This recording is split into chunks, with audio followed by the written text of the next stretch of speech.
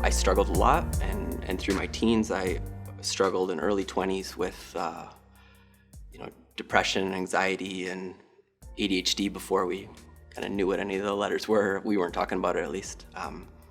And addiction was part of all that, and so all these things kind of just had a huge impact on me. And I wasn't the kind of guy that would talk about it. I kept it bottled up, and so kind of my journey was over time.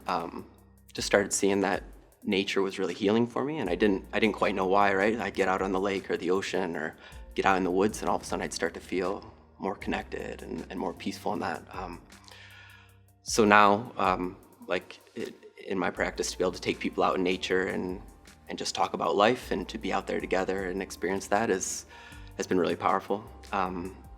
Adventure became a huge thing for me as far as challenging myself kind of physically and mentally, and then seeing that maybe the limitations I put on myself weren't there, or maybe I could challenge them if I asked for help. And so, again, to take people now, 30, 40 feet up on a wall and to talk about fear, anxiety, and to hear the stories we have about, I can't do that, but I can do this, and to challenge that together is, it's been powerful. So as hard as it, mental health, as I struggled with it early on in life, now I still have my struggles in that, but I found what works for me, and it's not always what, therapists like myself say or what friends say. I had to figure it out a bit for myself, but now I know that if I stick to those kind of 4 or 5 things every day that help me stay grounded, I'm pretty happy. I'm doing well on that, and that's inspiring to me as I work with people to know that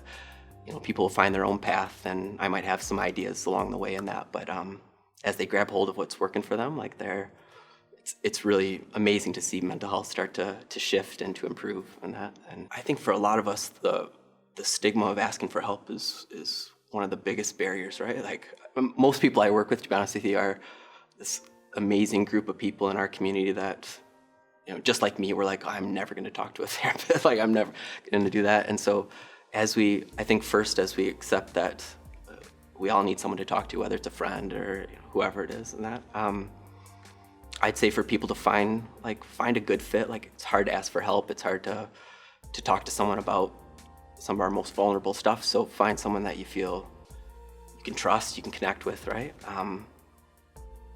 I'd say probably those are the two. And to know that, especially in this community, that there's a lot of help. Like I'm one very small part of a much bigger system of a lot of people that care, and you guys interviewed probably a bunch of other folks like this. So there's help out there, and so just to find what works for you.